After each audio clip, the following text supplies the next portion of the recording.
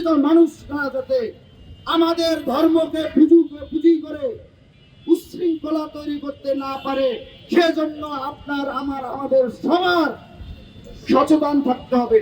সচেতন থাকা, তাদেরকে রুখে দেওয়া আমার সবার নৈতিক, সামাজিক এবং নাগরিক দায়িত্ব।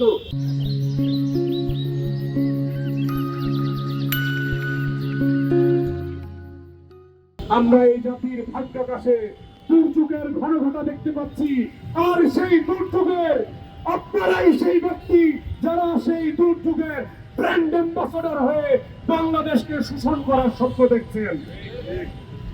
পদক্ষেপই ছেড়ে দিন, আইনের পথে আসুন, হত্যা খুন ছেড়ে দিন, গণতন্ত্রের পথে আসুন।